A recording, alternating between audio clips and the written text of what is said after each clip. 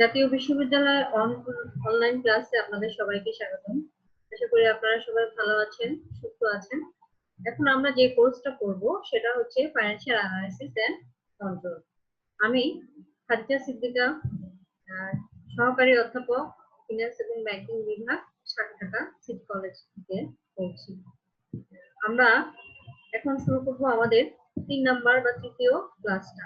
তৃতীয় ক্লাসটা আমরা শুরু করব চ্যাপ্টার 5 দিয়ে। চ্যাপ্টার 5 এর নাম হচ্ছে লায়াবিলিটি এন্ড ইকুইটি অ্যানালাইসিস। আমরা প্রথমে চলে আসব লায়াবিলিটি কি বা কনসেপ্ট অফ লায়াবিলিটি।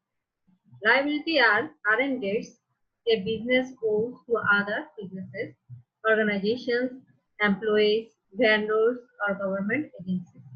অর্থাৎ দায় বলতে বোঝানো হচ্ছে যে চলতি কিছু দায় যখন একটা বিজনেস কর্পোরেশনের অন্য কোনো পক্ষের প্রতি, অন্য কোনো বিজনেসের প্রতি, অন্য কোনো সংস্থার প্রতি, এমপ্লয়ের প্রতি, সাপ্লায়ারের প্রতি এবং গভর্নমেন্টের এজেন্সির প্রতি যখন কোনো অর্গানাইজেশনের কোনো দায় থাকে সেটাকে বলা হয় লায়াবিলিটি।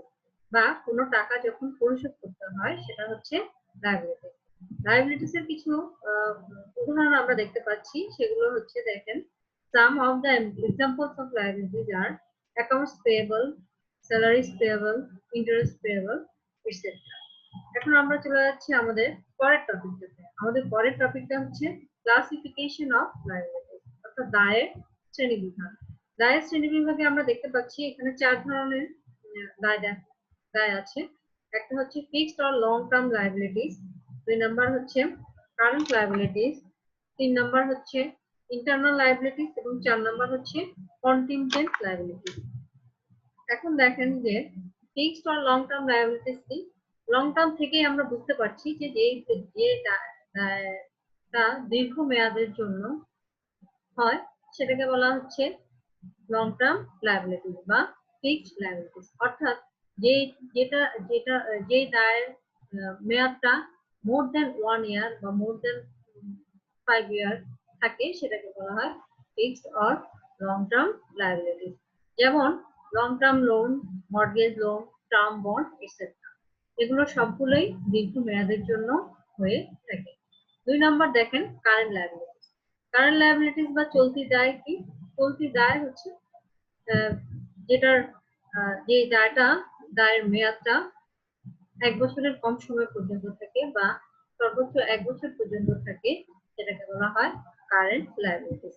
কারেন্ট লায়াবিলিটিস এর এক্সাম্পল আমরা জানি, সেগুলো হচ্ছে sundry creditors, bank overdraft, outstanding expenses. এই সবগুলো দায় আমার কোম্পানিকে 1 বছরের মধ্যে পরিশোধ করতে হয়।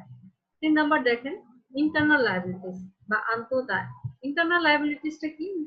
ইন্টারনাল লায়াবিলিটিসটা হচ্ছে আমরা আগের ক্লাসে পড়েছিলাম যে টোটাল অ্যাসেট সমান সমান internal liabilities plus external liabilities. এখানে ইন্টারনাল লায়াবিলিটিস বলতে বোঝানো হচ্ছে একটা অর্গানাইজেশনের শেয়ার মালিকদের, অর্থাৎ কোম্পানি যে শেয়ার মালিকদের কাছ থেকে যে টাকাটা ক্যাপিটাল কাগজ নিয়ে থাকে সেটাকে বলা হয় ইন্টারনাল লায়াবিলিটিস।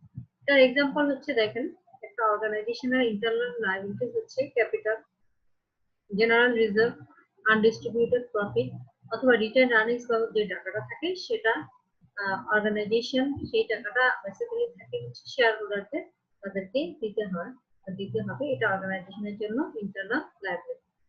4 নম্বর দেখেন কন্টিনজেন্ট লায়াবিলিটি বা সম্ভাব্য দায়।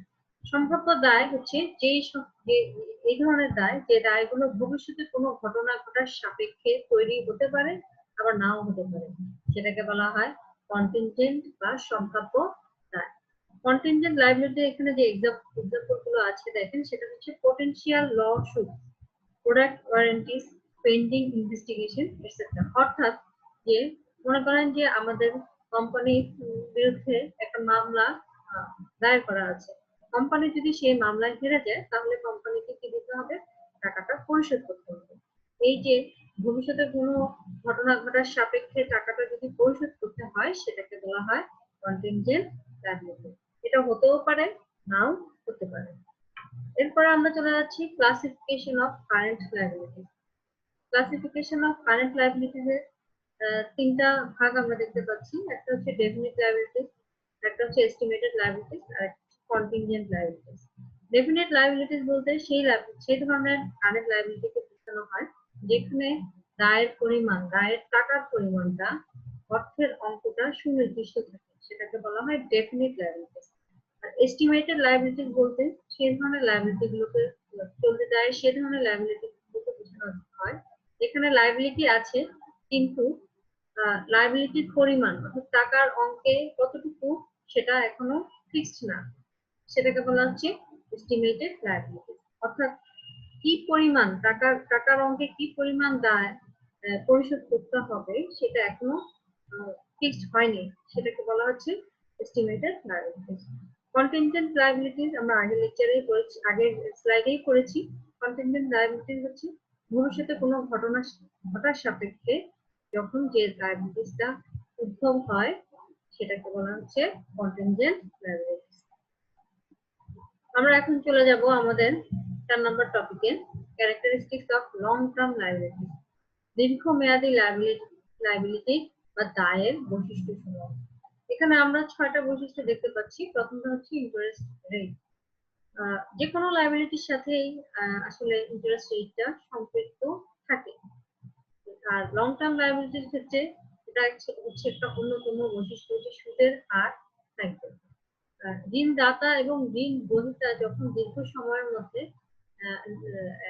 একটা নির্দিষ্ট পরিমাণ অর্থ নির্দিষ্ট সময়ের জন্য নির্দিষ্ট সুদের হারে প্রদান করার সাপেক্ষে চুক্তিবদ্ধ হয়, সেটাকে আমরা বলছি লং টার্ম লায়াবিলিটি। এবং লং টার্ম লায়াবিলিটির ক্ষেত্রে ইন্টারেস্ট রেট বা সুদের হারটা কত হবে সেটা চুক্তি যখন হয় তখনই সেটা ফিক্স হয়ে যায়। সেটা এমন না যে আমি 5 বছরের জন্য আমার একটা লায়াবিলিটি ক্রিয়েট হচ্ছে, সেটা 1 বছর পর ইন্টারেস্ট রেটটা চেঞ্জ হবে না। চুক্তির শুরুতেই ঋণদাতা এবং ঋণ গ্রহীতার মধ্যে সুদের হারটা কেমন হবে সেটা ফিক্স হয়ে যায়। 2 নম্বর হচ্ছে ম্যাচুরিটি, ডিউরেশন এবং টেনিউর। দীর্ঘমেয়াদের লায়াবিলিটি গুলো মোর দেন 5 ইয়ার হতে পারে, মোর দেন 1 ইয়ার হতে পারে, মানে 1 বছরের বেশি মেয়াদ বা 15 বছর 20 বছরের মেয়াদি দায়গুলোকে দায় লং টার্ম লায়াবিলিটি অন্তর্ভুক্ত। 3 নম্বর হচ্ছে দেখেন amount of loan or liability. অর্থাৎ দীর্ঘমেয়াদী লোন গুলোর পরিমাণ, টাকার পরিমাণটা অনেক বেশি হয়। ধরেন 1 কোটি, 5 কোটি, 100 কোটি, এরকম দায়ের পরিমাণটা অনেক বেশি থাকে। ইউজেস অর ইউজ, দীর্ঘমেয়াদী দায়গুলো সাধারণত ফিক্সড অ্যাসেটের জন্য ফিক্সড অ্যাসেট বাবদ ব্যয় করা হয়। অর্থাৎ অপারেটিং কস্ট গুলো দীর্ঘমেয়াদী দায় টাকাগুলো দিয়ে, অপারেটিং কস্ট কখনো দীর্ঘমেয়াদী দায় বাবদ যে টাকাটা দীর্ঘমেয়াদের জন্য যে দায়টা তৈরি হয় সেখান থেকে খরচ করা হয় না। কস্ট হচ্ছে স্বল্পমেয়াদী দায়ের চাইতে দীর্ঘমেয়াদী দায়ের খরচটা তুলনামূলকভাবে কম হয়, যেহেতু এটা দীর্ঘ সময়ের জন্য দায়টা তৈরি হয়ে থাকে। এরপরে দেখেন কনভার্টিবিলিটি বা রূপান্তর যোগ্যতা। কোনো সময় লং টার্ম লায়াবিলিটি বা ডেট গুলোকে কোম্পানি চাইলে সাধারণ শেয়ারে রূপান্তর করে নিতে পারে। এরপরে আমরা চলে যাচ্ছি ইকুইটি কাকে বলে। Equity refers to stock. Equity যদি আমরা এক কথা বলতে চাই যে ইকুইটি কি, ইকুইটি হচ্ছে stock. In the accounting and corporate lending world, equity or more commonly share holders equity. ইকুইটিকে আমরা যেটা বলে থাকি সাধারণভাবে শেয়ার হোল্ডারদের ইকুইটি। Share holders equity refers to the amount of capital contributed by the owners or the difference between a company's total asset and its total liability. Equity বলতে বোঝানো হচ্ছে শেয়ার হোল্ডাররা বা একটা অর্গানাইজেশনের মালিকেরা তার কোম্পানিতে তাদের কন্ট্রিবিউশন কতটুকু সেটা বোঝানো হচ্ছে ইকুইটি দ্বারা। অথবা আমরা বলতে পারি যে একটা কোম্পানি মোট সম্পত্তি এবং মোট দায়ের যে পার্থক্য থাকে সেটাকে বলা হচ্ছে ইকুইটি। এরপর আমরা চলে যাই যে ইকুইটি ভ্যালুয়েশন বা ইকুইটি ভ্যালু। যখন একটা farm when a firm considers its capital with equity and debt, অর্থাৎ যখন একটা ফার্মের মূলধন বা মিক্সচারটা হয় ইকুইটি এবং ডেট ক্যাপিটাল দিয়ে, তখন সেই ফার্মের ভ্যালুয়েশনটা হয় এভাবে। দেখেন, ভ্যালু অফ ইকুইটি সমান সমান value of firm minus value of debt. অর্থাৎ ফার্মের মূল্য থেকে যখন ঋণকৃত মূল্যটা বাদ দিব তখন আমরা পেয়ে যাব value of equity. If equity options exist, the value of equity will be, যদি আপনার ফার্মের ক্যাপিটালের মধ্যে ইকুইটি অপশন থাকে তখন আবার ইকুইটি ভ্যালুয়েশনটা কি হবে আমরা দেখেন, সেটা হচ্ছে value of equity equal to value of firm minus value of debt minus value of equity option. অর্থাৎ ইকুইটি অপশন যখন থাকবে তখন আমরা ভ্যালু অফ ইকুইটি বের করার জন্য ভ্যালু অফ ফার্ম থেকে ভ্যালু অফ ডেট এবং ভ্যালু অফ ইকুইটি অপশনটা বাদ দিলে পেয়ে যাব ভ্যালু অফ ইকুইটি। এরপর আমরা চলে আসি যে ইকুইটি সিকিউরিটিজ এর বৈশিষ্ট্য, characteristics of investment in equity securities এর কি কি বৈশিষ্ট্য আছে। প্রথমটা দেখেন, ওনারশিপ ইন্টারেস্ট। ওনারশিপ ইন্টারেস্ট দ্বারা বোঝানো হচ্ছে যে যারা ইকুইটি ক্যাপিটাল প্রোভাইডার, অর্থাৎ যারা ইকুইটি বাবদ টাকা দেয় তারা হচ্ছে অর্গানাইজেশনের মালিক। তাদের অবস্থানটা অর্গানাইজেশনে বা প্রতিষ্ঠানে থাকে মালিকানার অবস্থান। 2 নম্বর দেখেন, cost of purchase. Cost of purchase হচ্ছে যে দালালি ফি থাকে, ইস্যুইং কস্ট থাকে। অর্গানাইজেশন যখন শেয়ার বিক্রি করে, যিনি শেয়ারটা পারচেজ করে, এই দুই পক্ষের মধ্যে অনেক সময় থাকে, একজন মিডলম্যান থাকে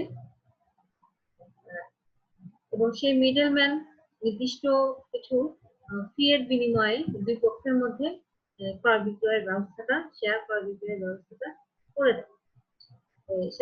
সেটাকে বলা হচ্ছে cost of purchase of share. অর্থাৎ আমি যখন শেয়ার পারচেজ করব সেই বাবদ ইস্যুইং কস্ট যেটা থাকে সেটা হচ্ছে কস্ট অফ পারচেজ বা ফ্লোটেশন কস্ট। 3 নম্বর দেখেন, ডিসিশন মেকিং বা সিদ্ধান্ত গ্রহণ। সিদ্ধান্ত গ্রহণ বিষয়টা হচ্ছে শেয়ার হোল্ডাররা যেহেতু অর্গানাইজেশনের মালিক, তারা কোম্পানির সিদ্ধান্ত গ্রহণে, গুরুত্বপূর্ণ সিদ্ধান্ত গ্রহণে বা বড় বড় সিদ্ধান্ত গ্রহণগুলোতে তারা তাদের মতামত ব্যক্ত করতে পারে। 4 নম্বর দেখেন, ভোটিং রাইট বা ভোটাধিকার। ইকুইটি হোল্ডার যারা থাকে ওনারা কোনো বিষয়ে যদি ভোটাভুটির প্রয়োজন হয় সেক্ষেত্রে ওনারা প্রত্যেক শেয়ার হোল্ডাররা তারা তাদের যে ভোটাধিকারটা আছে সেটা প্রয়োগ করতে পারে। 5 নম্বর দেখেন, পার্টিসিপেশন। পার্টিসিপেশন হচ্ছে অংশগ্রহণ। অংশগ্রহণের বিষয়টা হচ্ছে যখন ম্যানেজমেন্টে কোনো একটা বিষয় নিয়ে আলোচনা হয়, সেখানে ওনারা শেয়ার হোল্ডাররা অংশগ্রহণ করতে পারে আর তাদের মতামতটা অর্গানাইজেশনের পরিচালনার ক্ষেত্রে বা ব্যবসা পরিচালনার ক্ষেত্রে শেয়ার হোল্ডাররা অংশগ্রহণ করতে পারে। ডিভিডেন্ড, এই যে শেয়ার হোল্ডাররা অর্গানাইজেশনের ক্যাপিটাল দিচ্ছে, এই ক্যাপিটাল প্রোভাইড করছে বা ক্যাপিটাল ফর্মেশনের দ্বারা সহযোগিতা করছে, তারা যে অর্গানাইজেশনের মালিক, এর বিপরীতে তারা কি পাচ্ছে বা এটার সাপেক্ষে তারা কি পাচ্ছে, যে আয়টা পাচ্ছে সেটাকে বলা হয় ডিভিডেন্ড। তারপরে লাস্ট ক্যারেক্টারিস্টিক্সটা আমরা দেখতে পাচ্ছি সেটা হচ্ছে ম্যাচুরিটি বা মেয়াদ। সাধারণ শেয়ার হোল্ডারের কোনো মেয়াদ থাকে না, সুনির্দিষ্ট কোনো মেয়াদ থাকে না। অর্থাৎ অর্গানাইজেশন যতদিন চালু থাকবে, চলমান থাকবে, শেয়ার হোল্ডাররাও ততদিন কোম্পানির মালিক থাকবে। যদি উনি বিক্রি করে দেয় অন্য কোনো শেয়ার হোল্ডারদের, সেটা অন্য একজন মালিক হবে, কিন্তু শেয়ার হোল্ডারদের কোনো সুনির্দিষ্ট ম্যাচুরিটি থাকে না। অর্গানাইজেশন যতদিন চালু থাকবে, সাধারণ শেয়ারের মেয়াদও ততদিন থাকবে। এবার আমরা আমাদের পরের টপিকটাতে চলে যাচ্ছি। আমাদের পরের টপিকটা হচ্ছে distinction between debt security and equity security. অর্থাৎ ডেট সিকিউরিটি এবং ইকুইটি সিকিউরিটির পার্থক্য কি?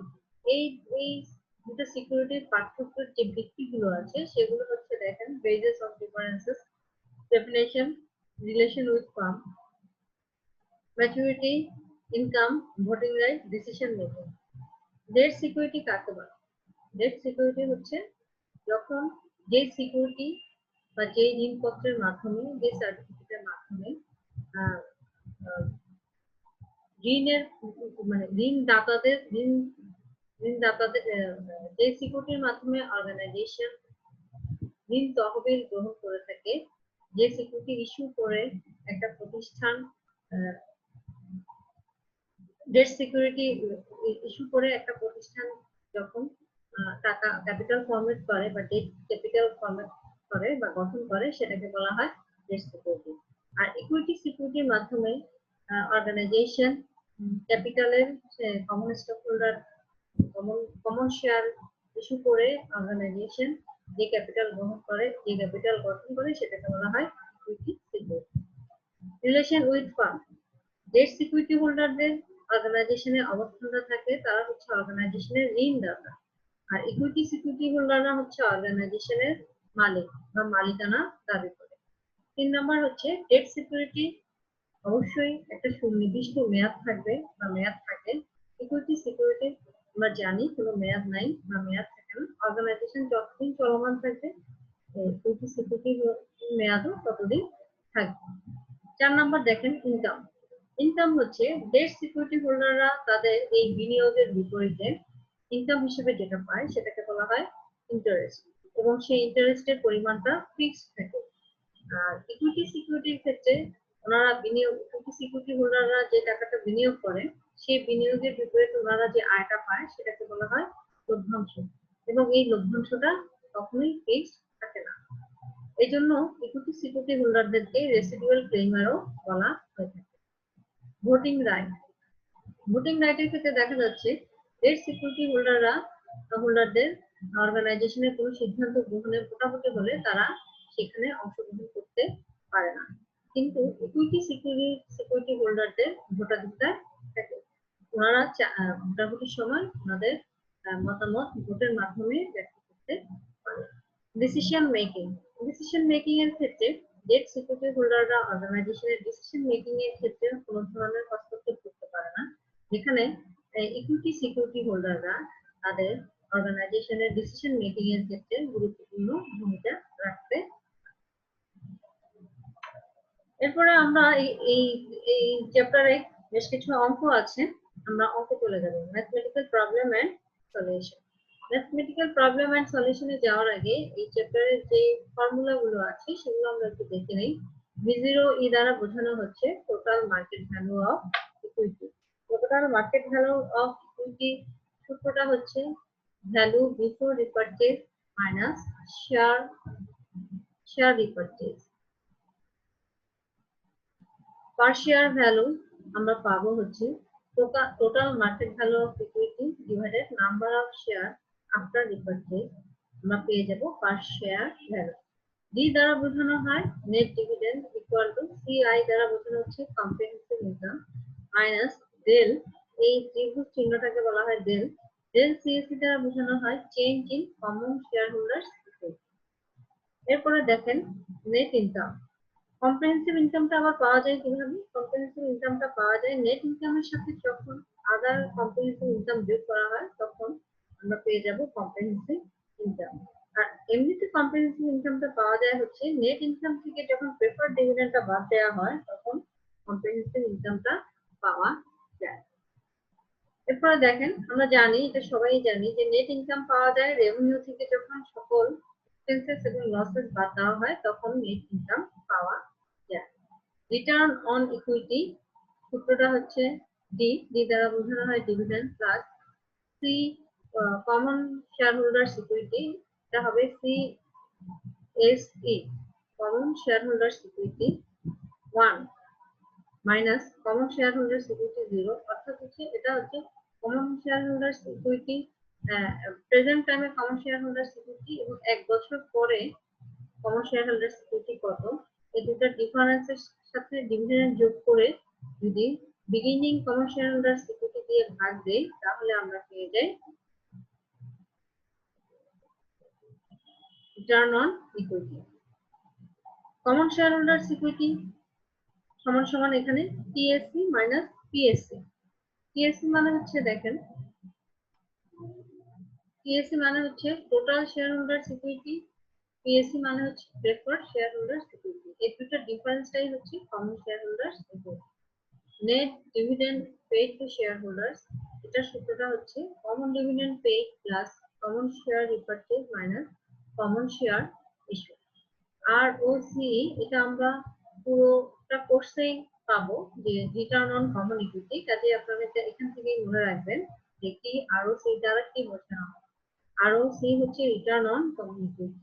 রিটার্ন অন কমন ইকুইটি আমরা পেয়ে যাব কম্প্রিহেনসিভ ইনকামকে যখন beginning common share holders equity দিয়ে ভাগ দেব তখন আমরা পেয়ে যাব রিটার্ন অন কমন ইকুইটি। এখন দেখেন কস্ট সমান সমান এস দ্বারা বোঝানো হচ্ছে স্টক প্রাইস মাইনাস ই দ্বারা বোঝানো হচ্ছে এক্সারসাইজ প্রাইস ইনটু এন দ্বারা বোঝানো হচ্ছে number of option into 1 minus T দ্বারা বোঝানো হচ্ছে ট্যাক্স। এর মধ্যে দিয়ে শেষ হয়ে গেল আমাদের এই চ্যাপ্টারের সবগুলো ফর্মুলা। আমরা এখন আমাদের প্রবলেমে চলে আসব। আমাদের প্রবলেমের প্রথম প্রবলেমটা হচ্ছে প্রবলেম 1।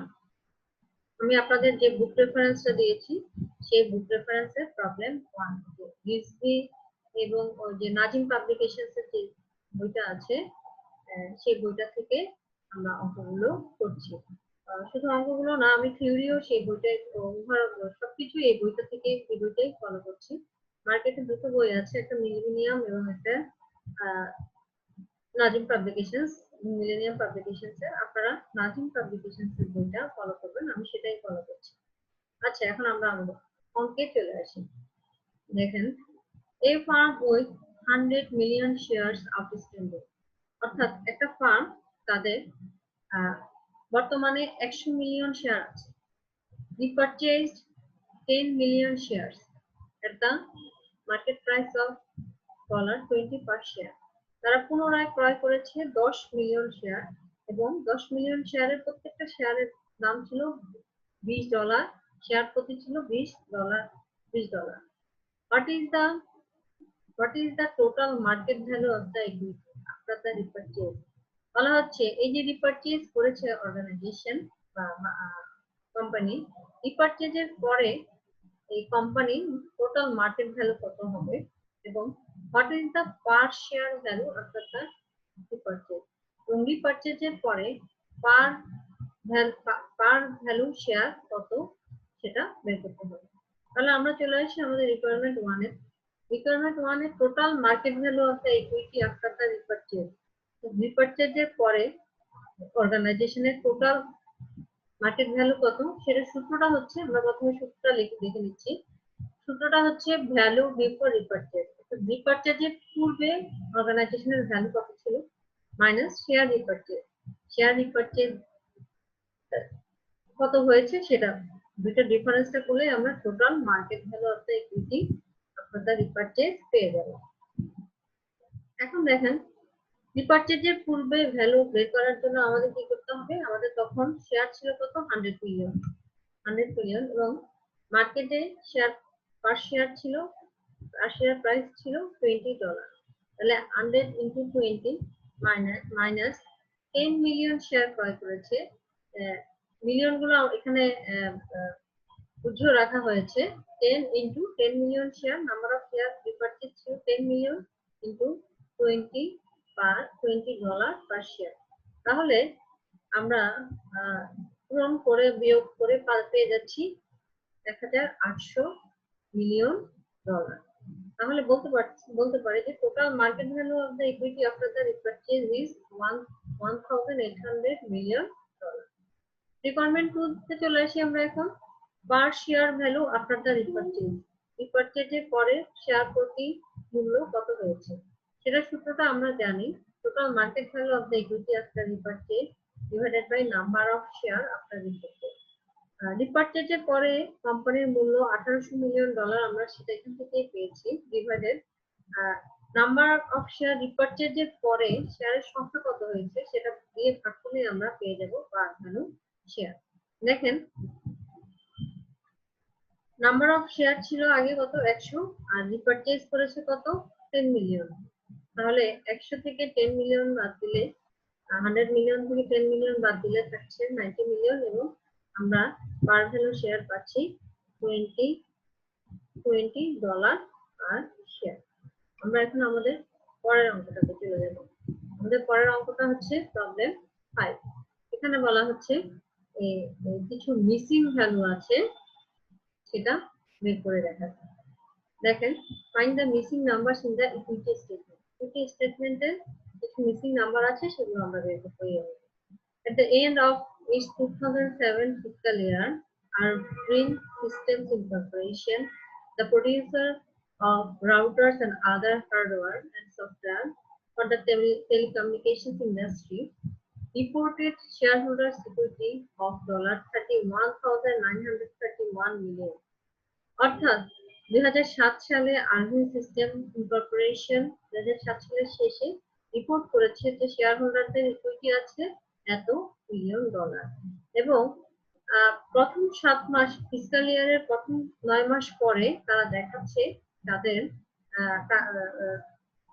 তাদের $32,304 মিলিয়ন ইকুইটি আছে, এবং কম্প্রিহেনসিভ ইনকাম এই সময়ের মধ্যকার কম্প্রিহেনসিভ ইনকাম ছিল $6,526 মিলিয়ন। এখন দেখেন যে আমাদের কি বের করতে হবে। আমাদের বের করতে হবে what was the net transaction with shareholders in the first 9 months of 2008, অর্থাৎ 2008 সালের এই প্রথম 9 মাসে শেয়ার হোল্ডারদের সাথে যে ট্রানজাকশন হয়েছে সেটার পরিমাণ, নেট ট্রানজাকশন হয়েছে সেটার পরিমাণ কত।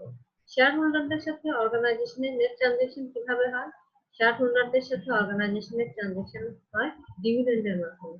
অর্থাৎ এখানে জানতে চেয়েছে প্রথম 9 মাসে 2008 সালে প্রথম 9 মাসে অর্গানাইজেশন শেয়ার হোল্ডারদের সাথে যে ট্রানজাকশন করেছে সেটার পরিমাণ কত। এখন দেখেন এটা আমরা বের করার জন্য চলে যাব কিসের মধ্যে, reformulated statement of shareholder security. Reformulated statement of shareholder security particulars এখানে দেওয়া আছে ডলার। বিগিনিং ব্যালেন্স প্রথমে আসবে, এটা হচ্ছে তালিকা। প্রত্যেকটা স্টেটমেন্টেরই আপনারা জানেন অ্যাকাউন্টিং আমরা করেছি যে একটা সুনির্দিষ্ট তালিকা থাকে, সেই তালিকা অনুযায়ী আমরা আমাদের ভ্যালুগুলো বসাবো এবং আমরা আমাদের মিসিং ভ্যালু যেগুলো থাকবে সেগুলো বের করবো। রিফর্মুলেটেড স্টেটমেন্ট অফ শেয়ার হোল্ডার সিকিউরিটির প্রথম আইটেমটা হবে beginning balance of shareholder security. কোশ্চেনে দেওয়া আছে বিগিনিং ব্যালেন্স এটা, এবং সেটার সাথে অ্যাড করতে হয় শেয়ার হোল্ডারদের সাথে অর্গানাইজেশনের যে নেট ট্রানজাকশন হয় সেটা কি করতে হয়, অ্যাড করতে হয়। এই ভ্যালুটা কিন্তু আমাদের কোশ্চেনে দেওয়া নেই, এটা আমাদের বের করে নিতে হবে।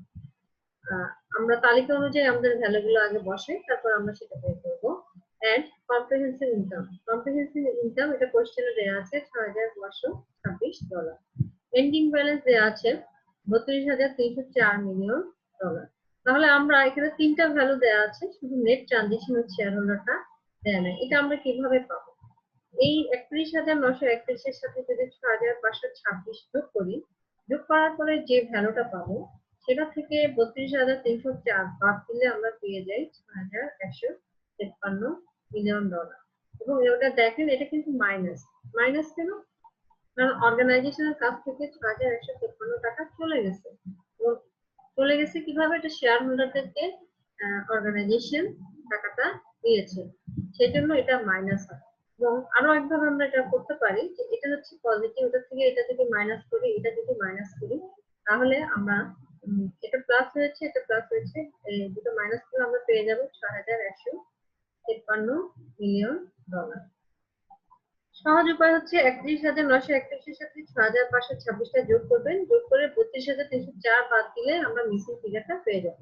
আমরা এখন আমাদের রিকোয়ারমেন্ট বি তে চলে আসি।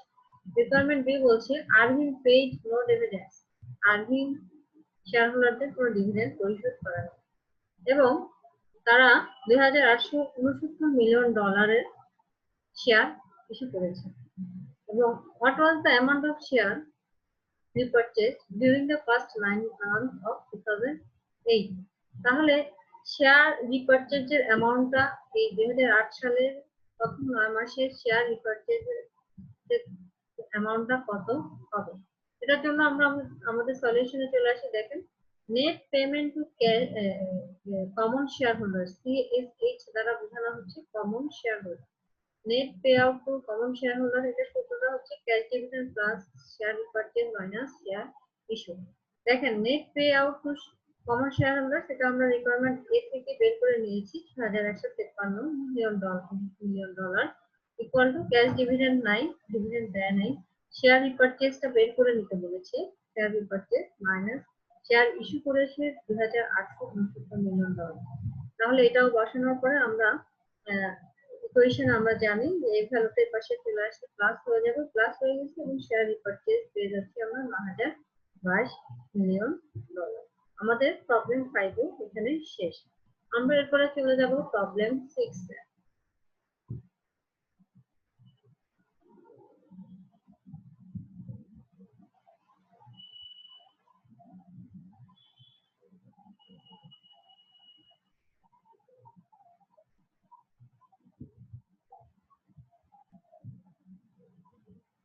6 নম্বর অঙ্কটাতে কি দেখেন, Saniyat motors ended its 2007 fiscal year with shareholders equity of minus, মাইনাসে দেওয়া আছে 37,094 million dollar at December 31। December 2007 সালের ডিসেম্বর 31 এ সানিয়াত মোটর দেখাচ্ছে তাদের শেয়ার হোল্ডার ইকুইটি আছে মাইনাস বা নেগেটিভ 37,94 মিলিয়ন ডলার। 6 মাস পরে জুন 2008 এ এই অর্গানাইজেশন রিপোর্ট করছে যে 56,990 মিলিয়ন ডলার ইকুইটি তারা রিপোর্ট করছে এবং তারা শেয়ার হোল্ডারদের ডিভিডেন্ড দিয়েছে 283 মিলিয়ন ডলার। এখানে শেয়ার হোল্ডারদের সাথে আর কোনো ট্রানজাকশন হয়নি। আমার রিকোয়ারমেন্ট এখানে কয়টা আছে, 4টা আছে। What was the comprehensive income for the 6 month. আমরা তাহলে আগে রিকোয়ারমেন্ট এর সলিউশনটা করে নিই। রিকোয়ারমেন্ট এর সলিউশনটা বের করতে বলা হয়েছে যে কম্প্রিহেনসিভ ইনকাম 6 মাসের কম্প্রিহেনসিভ ইনকাম কত ছিল। এখন আসেন যে কম্প্রিহেনসিভ ইনকামটা কি। কম্প্রিহেনসিভ ইনকাম হচ্ছে শেয়ার হোল্ডারদের আয় বিবরণী, যে শেয়ার হোল্ডারদের একটা স্টেটমেন্ট আছে, শেয়ার হোল্ডার স্টেটমেন্টের প্রথমটা হচ্ছে নেট আয়। নেট আয়ের সাথে অন্যান্য যে আইটেমগুলো যোগ বিয়োগ হয়, যোগ বিয়োগ হওয়ার পরে সমন্বয় হওয়ার পরে যে আইটেমটা পাওয়া যায় সেটাকে বলা হয় কম্প্রিহেনসিভ ইনকাম। আমি আবার বলছি, শেয়ার হোল্ডারদের বিবরণীতে নেট আয়ের সাথে অন্যান্য আয় ব্যয়গুলো সমন্বয় করার পরে আমরা কম্প্রিহেনসিভ ইনকাম পাই। রিকোয়ারমেন্ট এতে বলছে comprehensive income method. Reformulated statement of share holders equity প্রথমে আমরা আগেই দেখছি, আগের অঙ্কে বিগিনিং ব্যালেন্স এটা কোশ্চেনে দেওয়া ছিল। নেট ডিভিডেন্ড ছিল 283, যেহেতু অর্গানাইজেশন থেকে টাকাটা চলে যাচ্ছে এই জন্য এটা আমরা বাদ দিয়ে দিচ্ছি এবং কম্প্রিহেনসিভ ইনকাম এটা আমরা বের করব। এন্ডিং ব্যালেন্সটাও মাইনাস দেওয়া আছে 56,990। এই যে এই দুটো যোগ করে এটার সাথে বিয়োগ দিয়ে দিলে আমরা পেয়ে যাব 19,613 এবং এই ফিগারটাও মাইনাসেই আসবে। আমাদের রিকোয়ারমেন্ট বি কি বলছে দেখেন, রিকোয়ারমেন্ট বি বলছে the income statement reported a loss of 18,722 million for the 6 month. Income স্টেটমেন্টে রিপোর্ট করা হচ্ছে যে 18,722 মিলিয়ন ডলার লস এবং অন্যান্য what was the other comprehensive income. Other comprehensive income কত সেটা আমরা বের করব। কম্প্রিহেনসিভ ইনকামের সূত্রটা হচ্ছে net income plus other comprehensive income. Comprehensive income এটা কোশ্চেনে দেওয়া ছিল।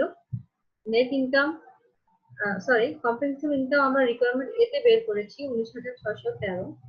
19,613 আমরা কম্প্রিহেনসিভ ইনকাম রিকোয়ারমেন্ট এতে বের করেছি। নেট ইনকামটা দেওয়া ছিল কোশ্চেন এবং আদার কম্প্রিহেনসিভ ইনকাম দেওয়া নাই, সেটা আমরা বের করব।